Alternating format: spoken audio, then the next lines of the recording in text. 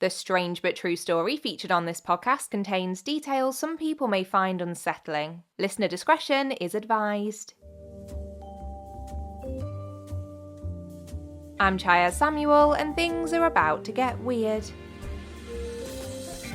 Welcome back to this very spooky instalment of Things Are About to Get Weird. I hope you're all well and have had a good couple of weeks. You'll be pleased to hear that my voice is fully back to normal after my cold. I was still suffering a bit in the last episode, but all is good now. Anyway, it is October, and although I'm someone fascinated by ghost stories and tales of hauntings all year round, what most people would consider spooky season is well and truly upon us. So how could I resist taking a voyage into the paranormal for this episode? Because let me tell you, the second I stumbled across the place I'm going to be telling you about today, figuratively via my research rather than in person, for now at least, I was captivated. This episode is all about the former asylum known as Newsham Park Hospital, or simply Park Hospital, located just one county over from me in the Tuebrook area of Liverpool. I always knew that we had plenty of ghostly properties in the northwest of England. However, I hadn't heard of this particular site before. But believe me when I tell you, it is seriously creepy, so be prepared as things are going to get a little scary. Just before we start, I will be mentioning the ghosts and therefore the deaths of some children today, which I know is a very sensitive subject, as well as references to mental health conditions, so I just wanted to make you aware of that before we begin. But if you're still with me, get ready for some proper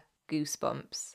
I wanted to start by painting you a picture of what Newsham Park Hospital looks like, because from the outside you can tell it was once quite magnificent. It's a Grade 2 listed building, which means it's considered to be of special architectural or historical significance, and it's granted certain protections. It's this huge brown brick sprawling structure with a tower and chimneys and rows of triangular window bays. There are around 3 acres of land on the estate where the building stands, with views of the park's 2 lakes from various parts of the property. Although it's best known today as being a former asylum, home to patients requiring psychiatric care, it was originally built as an orphanage for the children of seamen, but not necessarily just ones who had died. If a child's father was away at sea working, but their mother had sadly passed away, it was common for them to be sent to a quote-unquote orphanage. After opening in the late 19th century, it's said to have housed over 800 children at a time, which explains why the structure is so large. But whilst the exterior looks fairly neat for an abandoned building, the inside is a whole different story. Back in 2015, Newsham Park Hospital actually went up for sale priced at £1.5 million, and as a result, a number of photographs of the interior were released. The Liverpool Echo newspaper published some of them, and it is no exaggeration to say that they look like the set of a horror film. The images show damaged hospital beds still positioned in the middle of these massive rooms, with the paint peeling off the walls and ceilings and grungy puddles covering the floors. Although it is most commonly referred to as being a former asylum, it was at one point also a general hospital, and the old hospital wards are pictured with these discoloured yellow partitions and rusty bed frames with stained curtains draped across them. There are these old chairs eerily positioned in circles and semicircles around tables, as though the people sitting in them had suddenly vanished. The fact that these scenes look so organised and orderly makes it even stranger, because so much of the rest of the former hospital is in total disarray. It is possible that these are a more recent addition, but it is hard to know. Still, the scenes look pretty odd. There are countless dark and dingy corridors, narrow staircases, and creepy relics from decades past. Old mannequins in the laundry room, broken wheelchairs, the mortuary fridges, lockers belonging to long-gone staff members, and even a discarded organ, which has to be the most ominous of all musical instruments, right? The hospital finally closed for good in 1997, which always feels more recent than it is, but as I'm speaking now, that's 26 years ago. So it's no wonder that everything looks in such a poor state after being untouched for so long. Now, the building was first opened back in 1874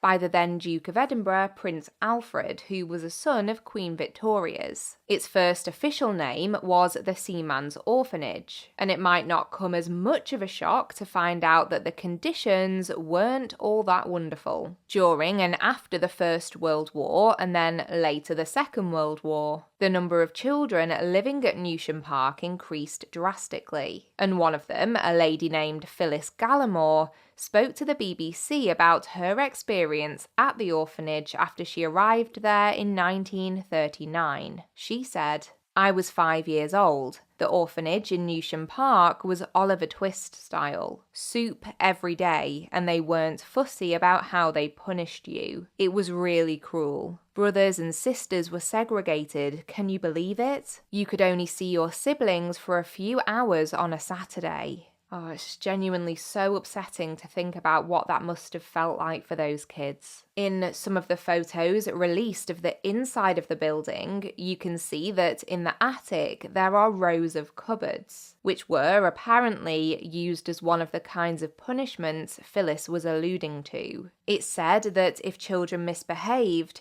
they were locked in these cupboards for hours as a twisted form of discipline. And it's here that we encounter our first ghost in this story. Over the years, staff members and patients alike have reported regular instances of intense banging coming from these cupboards. This was long after the facility was converted from the orphanage into the hospital and later the asylum. And that's not all. Numerous people have told of their encounters with the ghost of a small boy, believed to have been a former orphanage resident named Adam, who died after being locked in one of the cupboards as a punishment. He's allegedly been sighted opening and closing the cupboard doors, which would of course match up with the accounts of those banging noises. And these sightings have not just been witnessed by those who formerly stayed or worked in the building. Ghost hunters who have been able to visit Newsham Park on some of the limited number of tours that have happened there in recent years have also reported strange paranormal activity around that same attic area, as though there is someone or something still trapped in the cupboards, or opening them up to try and free the souls shut inside.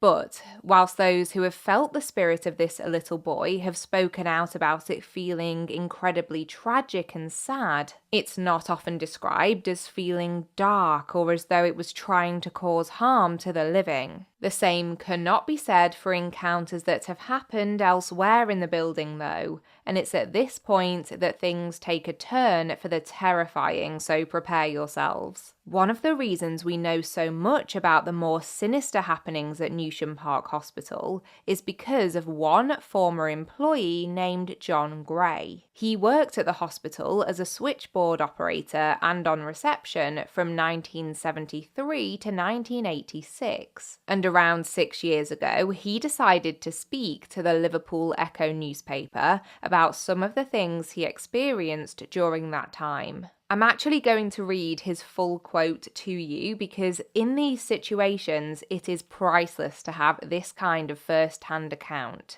especially from someone who spent so much time in a haunted location. John said, "It's evil, pure evil. That place should have been demolished years ago. I worked long, hard shifts at night, and the staff were terrified of going to certain parts of the hospital. You could feel the evil when you walked in. It was in the atmosphere. When I was made redundant, I could not have got out of there quick enough. I remember going down into the basement one night to get a blanket to keep myself warm. As I walked in, I saw a man in a white coat with no head walk past and straight through the wall. I flew out of the room. It was terrifying. Another time I was at reception and there used to be a stone staircase opposite. I looked up and saw a woman in a Victorian dress. She was there for a second and then disappeared. I found out that she was the old matron from when it used to be an orphanage. There were so many stories, so many people saw things. Staff were terrified of going to parts of the hospital because of the paranormal activity. On the old C ward, there was an old cast iron staircase that no one would go up because it led to a corridor that had lines of cupboards where the children were put if they were naughty. You would hear banging from the cupboards. If you have never been to Newsham Park, take my advice, never go. That place is evil. I worked there for 13 years and I will never go back. I have a few thoughts on John's interview statements. Firstly, we have the corroboration about the cupboards banging, which didn't surprise me as it's been recalled by so many who have visited the building. I guess technically you could take that part as an example of someone describing that area of the building as darker. Although reading between the lines, it didn't feel as though that area felt as scary to him as places like the basement or the entrance and the staircase near it. Which brings us to my second point. This feeling of evil or dread is something I've read quite a bit about during my research. In the comment sections of videos about ghost hunts around the abandoned building, it's quite common to see people who have been part of one of these tours speak about these kinds of sensations. I know in those situations, anticipation and adrenaline also play a big part in how you feel, but I think there's a genuine difference between feeling creeped out or spooked and experiencing genuine terror, which is what I've seen people describe. Then, what I was particularly intrigued to hear about was the ghost of the orphanage matron dressed in a Victorian gown. If you've listened to episode 10 of our podcast, you'll know that I myself have had a paranormal experience which involved a spirit that sounds quite similar to this. So that piqued my interest anyway. But it also made me wonder whether this could be tied in with one of the most infamous stories from the Park Hospital. Just for some extra context, the orphanage actually closed in 1949 and didn't become a hospital until 1954. When it did, because it had its own dedicated psychiatric department, it largely became a hub for patients with very serious mental health conditions, and that was really what it was known for. In the early 1990s, before it closed for good, the facility took in many of the patients from Rainhill Hospital, formerly known as Rainhill Lunatic Asylum, which feels horrible to say in this day and age, but that's what it was called. What I wanted to point out by sharing this part of its history, though, is that it was a psychiatric hospital, or what would have been called an asylum, for many, many years. And at some point during that period, a nurse who worked at the hospital apparently started to see various apparitions within the building. She spoke to her colleagues about these sightings and described floating figures much like John Gray would later report. But tragically, the nurse would not survive long enough to give many further details on her experiences. Shortly after she started to encounter these spirits, her lifeless body was discovered on the staircase near the main corridor. No cause of death has ever been mentioned, and it's incredibly difficult to find out any more information about her. More about that in a moment. I do wonder whether one of the spirits the nurse saw was that same woman in a Victorian dress that John described. Or alternatively,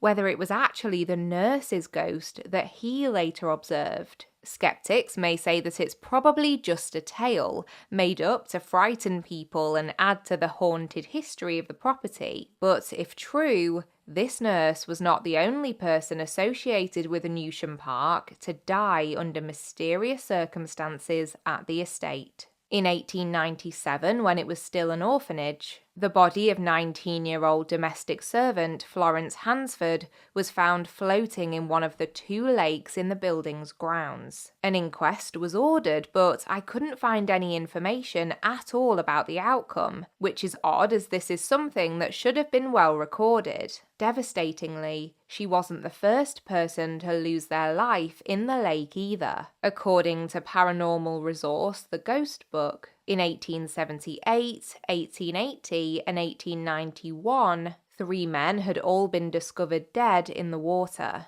The first, William Holland, was a chimney sweep who was found beneath the ice after the lake had frozen over. This is a bit of a gory detail, so do skip ahead a few seconds if you prefer, but the second man was found with his throat slit and had clearly not survived. Sadly, we don't know much about the third man other than that he had also passed when he was found in the lake. Now, I haven't come across any specific accounts of people saying they've had a ghostly encounter near the lake, but you've got to wonder whether some of the unknown spirits that visitors, staff and patients have observed could also have something to do with these odd incidents. Many have described how they'll feel an ice-cold touch whilst inside the former hospital and hear whispering voices that sound like they're coming from beyond the grave. I would personally be very interested to know whether anyone has ever picked up on any paranormal energy coming from near the lakes, as this series of tragic deaths feels very off to me. I think there's more to that story.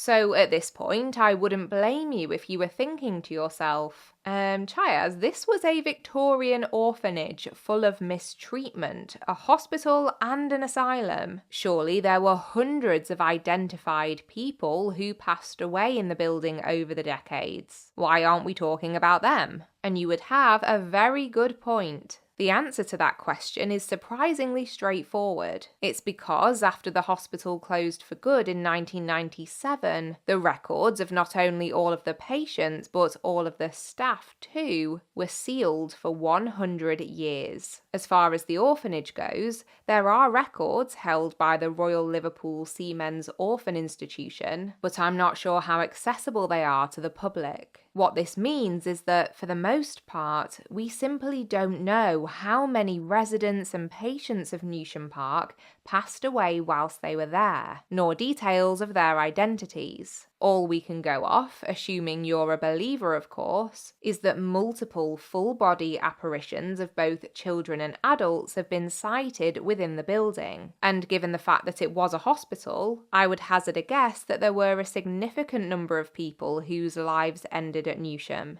Now, what this leads me on to is the very thing that prompted former employee John Gray to finally speak up about what it was like to work at the hospital at the age of 84 years old. Because the mystery that surrounds the former patients and inhabitants of the building hit a whole new level back in 2016. I already know that this part of the story is likely to start a debate or two, but I'm going to tell you what happened and then I would love to hear your take on it once you've looked at the evidence. So, around November of that year, an official tour group were due to go off on a ghost hunt through the building, organised by the well-known paranormal events group Haunted Happenings. Just before the tour started, those who had signed up to take part gathered together in one of the largest rooms, which I recognised immediately from the pictures I've already seen, and they decided to take a group photograph. I believe that a lot of their tours take place at night, and from this photo it definitely looks to be dark outside, as there's no light coming in from the windows, or even from the sides of where the windows look to be boarded up. The photo was taken by the event host, Philip Barron, who's a long-time ghost hunter himself and familiar with Newsham Park Hospital. The group members lined up, Philip snapped the photo on his phone, and they began their tour. He didn't think any more about the photo, until later on when he sent it back over to his team. And when it was posted to social media, many people's eyes were drawn directly to the centre of the shot. because standing amongst the smiling ghost hunt participants was what I can only describe as a corpse-like female figure. Speaking to the Liverpool Echo, Philip said that of the hundreds of photos he's taken throughout his ghost hunting adventures, this is the one that is so vivid he's just not been able to explain it away. Naturally, he faced questions from all angles about the authenticity of the image. Firstly, people queried whether it was simply a group member who had been perhaps standing in a shadow or had some kind of weird light obscuring their appearance slightly. But Philip was already ahead of this and told the newspaper, quote, "We asked everyone who was there if they remember this person, but they don't." He added that he'd been to the building around 20 times previously and said, "I have seen shadows and people have had strange feelings, but nothing like this." In a further interview with Yahoo News, he addressed any suggestions that the photo might have been doctored, explaining, "I took the snap and then put my phone away. And during the break, 3 hours later, I sent it over to the office to be uploaded and thought nothing more of it. It was only the following day when I was woken by a flurry of instant messages and saw the number of comments on the post. I had a proper look at the photo. There's been no Photoshop work. I just lightened the picture a little as it was quite dark and sent it over. I've no idea what it is, but I'm very interested to find out." Even the founder of Haunted Happenings, Hazel Ford, weighed in on the situation after the public began to come up with theory after theory to try and debunk the authenticity of the image. In that same 2016 Yahoo article, she said, "I'm not prepared to say it is paranormal or not at this stage. We just don't know. We've stripped it down to prove it's not being edited. We've emailed everyone who attended that night, but no one's come forward to say it's them. Someone suggested it could be a skull on someone's t-shirt, but we don't think it's that either. The size of the face is totally out of proportion to everyone else in the picture. Lots of things about it don't add up. It's really strange." And I am with her on that. It is incredibly strange. I'm going to put the photo up on our Instagram page so you can see it for yourself. Full credit to Philip Barron and Haunted Happenings, of course, but I would be very intrigued to hear what you think. For me, I don't know. I want to believe it's real so badly. I have spent more time than I care to admit staring at it, trying to come to a conclusion on my stance. As I say, I have had ghostly experiences and I absolutely believe in them, but I sometimes feel that unless you encounter something firsthand, i.e. unless you were the person who took that photo on your own phone, I think you're always going to have some element of doubt in your mind. Could it have been a super coincidental trick of the light? Could someone back at the office have played a prank? I just can't say for sure. I'm absolutely not suggesting that happened, by the way. I'm just playing devil's advocate, really. Then add on to this the fact that there's no way to cross-reference the appearance of this figure with the records of those who were in and around the facility whilst it was operational. At least not until 2097, so that feels like another dead end. Plus, when reporters asked John Gray whether he might have recognised the figure, which has come to be known as Ghost Girl from his time working at Newsham Park, he confirmed that he couldn't place her at all. So that rules out a time period of at least 13 years when it comes to possibly identifying her. I've had a look for more recent updates on the photo, but there doesn't seem to have been much discussion about it since around 2017. So for now, it remains a question mark, as does the fate of the building itself, it seems. Almost every source I've read over in preparation for this episode seems to mention something different when it comes to the future of the former trauma asylum. It looks to have been bought and sold at least a couple of times, and there's been talk in the past about converting the whole property into a number of apartments, but it looks like permission for that wasn't granted. I've also seen suggestions about turning it into a formal events venue, as in totally renovating it and adding in all new facilities. But as far as I can see, the interior of the building looks pretty much the same as it did in the series of photos from 2015. However, just a few days ago,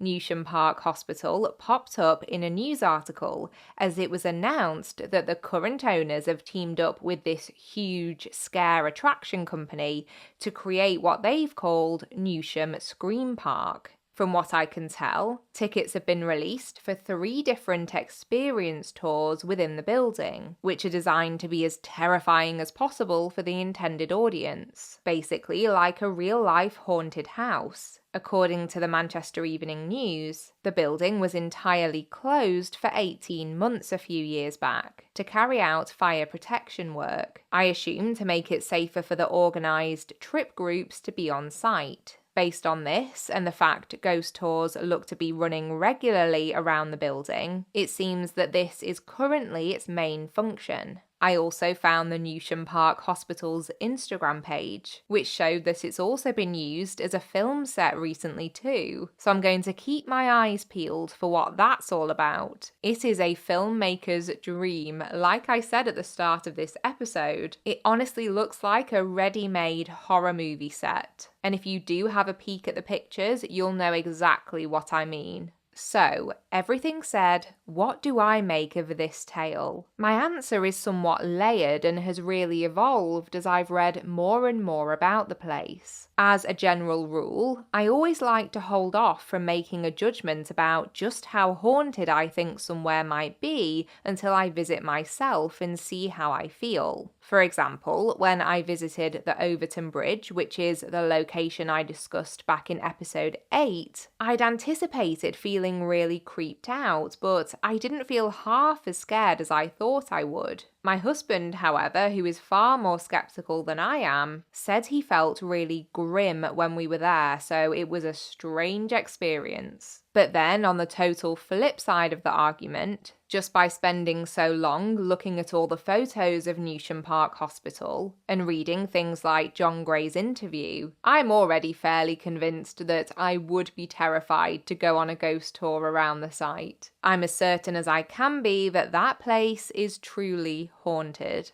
I generally get a real kick out of being scared. I'm all about horror films and Halloween events with people dressed up jumping out at you. Love it. But when it comes to paranormal investigations, I take them really seriously, and there are certain lines I won't cross. That's the general feeling I get about Newsham. If someone offered me the chance to go tomorrow, I'd have to think long and hard about it, because I am just sure I would be frightened out of my wits. Oh, who am I kidding? I would definitely go, but I'd be very cautious. I just hope that the Newsham spirits enjoy company, because now that it's gained a reputation as one of Northern England's most haunted places, I have a feeling that paying guests will be visiting for a very long time to come. Oh gosh, I have given myself shivers whilst putting this episode together more times than I can count. Please do let me know where you land on this one, especially after having a look at the photos I will put up on our Instagram page. I'll include that group shot I mentioned as well as a few others too. I can't wait to hear your thoughts. If you're from the Liverpool area, I would also be so intrigued to know whether you'd heard of Newsham Park Hospital before. Maybe you've driven or walked past it but hadn't realised the extent of its spooky history. Perhaps you have family who knew it as a hospital or asylum in years past and have heard other strange stories from the facility. Do let me know. I could honestly keep talking about this place forever. But for now, it's time to move on to the part of each episode loads of you always tell me you look forward to. Here's Weird Media. I feel that once again, we're well overdue a book recommendation for Weird Media. And given the time of year, I just knew I had to give this one a shout out today. I know that many people consider The Silence of the Lambs to be one of the creepiest films ever made, but what you may not know is that the book it's based on is just as intensely captivating as the movie. I'm sure many of you who are dedicated horror fans will have already devoured the Hannibal Lecter books written by Thomas Harris, but just in case you haven't, this is your sign to give The Silence of the Lambs book a go. I will say that, along with The Green Mile, the film is, in my opinion, one of the best adaptations of a novel I've ever seen. So the story is fairly consistent book to movie. What makes it so gripping is how fascinating the characters are. Hannibal Lecter and Clarice Starling in particular. And with the book, you obviously get a deeper insight into these characters, as well as the serial killer Buffalo Bill too. There's only so much character development that you can fit into a film, and although they did a great job, there's lots more to them all in the book. Then in addition to all of this, Thomas Harris's writing style is just right up my street. I know that's a really personal thing, but I found even his less critically acclaimed books such a treat to read. There's just something about the way he writes that I love. I do agree with people who say that there are elements of both the book and the film that are quite dated now, given that the book was written in the 80s and the film was released in 1991, but I know the same can be said for a lot of media from those times. Also, you might have heard some negative things about Harris's novel Hannibal, which is set after The Silence of the Lambs, and yes, the ending is a disappointment. But don't let that cloud your view of The Silence of the Lambs book, because they are apples and oranges in my view. I couldn't think of many better spooky season books to dive into, so do let me know if you decide to give it a read. And if it's one you've already finished, I would love to know what you made of it too. Okay, I ended up reading a huge amount during my research for this story. Every new part of it sent me down a different rabbit hole, so I'll try to be as speedy as possible with my source shoutouts. We had 3 different articles from the Liverpool Echo newspaper, one by Josh Parry from June 2015, and 2 separate ones by Rebecca Conscienzi from May 2017. I've really tried to pronounce her name correctly. I hope I'm at least somewhere near. There was that BBC interview with Phyllis Gallimore by Louise McWatt from back in 2007. The feature on theghostbook.co.uk, which was fantastic. The Yahoo News article by Andy Wells from November 2016, and a piece from the Mirror newspaper by Stephen White from July 2022. We had that more recent article from the Liverpool World website. That was by Emma Jukes from this month, October 2023. The site The Guide Liverpool had a great piece on the property from earlier this year. That was by Chris Grundy. There was that Manchester Evening News piece by Daisy Jackson from October 2020. And there were some handy records from the late 1800s on the site old-merseytimes.co.uk too. Finally, there was a really helpful article on hauntedrooms.co.uk. Another speedy rundown of all the ways you can get in touch. Over on Instagram, our handle is @thingsgetweirdpodcast. There's always something happening there. On Facebook, there's both the private discussion group and the main podcast page too. Just search for Things Are About to Get Weird and they should both pop up. Our Twitter or X isn't super active, but over there we are @AboutToGetWeird. Our email address is thingsgetweirdpodcast@gmail.com. Finally, our merch and Patreon pages are linked in the show notes as always. A huge thank you for listening today and for your star ratings on Spotify and written reviews on Apple Podcasts too. We hit 500 Spotify ratings last week and it made my day. So a big thank you once again. If you've enjoyed this episode and fancy leaving a rating or review today, it's a great free way to support the podcast. So until next time, take care of yourself and others and keep it weird, but the good kind of weird.